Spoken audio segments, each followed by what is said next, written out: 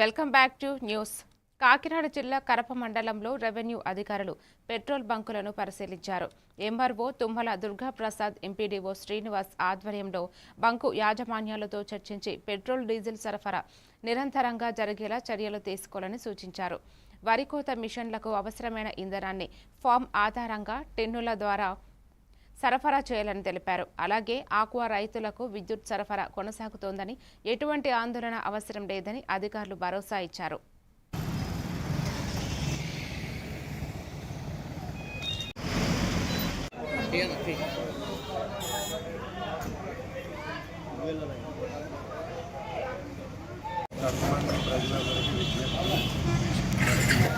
మండలంలో ఉన్న బంకులన్నింటికి స్టాక్ వస్తుంది. దయచేసి ఆందోళన చెందకండి. ఆందోళన చెంది లైన్లో నుంచి ఇబ్బంది పడుతూ అంటే స్టాక్ దొరకదేమో అని ఆందోళన ఎక్కువ ఉంది. మనకి బంకుల్లో అన్నింటిలోని సమృద్ధిగానే నిల్వలు రేపు ఎల్లుండిలో వస్తాయి. కాబట్టి మీ అవసరానికి తగ్గట్టు మాత్రమే స్టాక్ వాడుకోండి. దీనివల్ల ప్రజలందరికీ కూడా పెట్రోల్ నిల్వలు అవి ఉన్నాయి కాబట్టి ఇబ్బంది లేకుండా చేసేది. మనం వ్యవసాయ పనులకు మాత్రం లైన్లో నిల్చుంటే మన వెహికల్స్లో మాత్రమే ఇంధనం సప్లై ఉంటుంది.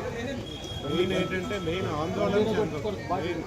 ఎందుకంటే స్టాక్స్ అయితే ఈరోజు కూడా ఇంకా అన్ని బంకుల్లోకి వస్తున్నాయి. కాబట్టి మీరు మీ అవసరానికి తగ్గట్టు వాడుకొని ప్రజలు అందరూ ఇబ్బంది లేకుండా స్టాక్ని అవసరాల మేరకు వాడుకుంటే ఎవరికి ఇబ్బంది లేకుండా ఉంటుంది.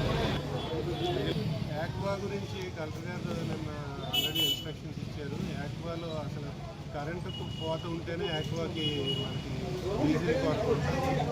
డీజిల్ పని లేకుండా అసలు కరెంట్ సప్లై నిరంతరం ఉండేలా చూస్తా అని చెప్పారు. కాబట్టి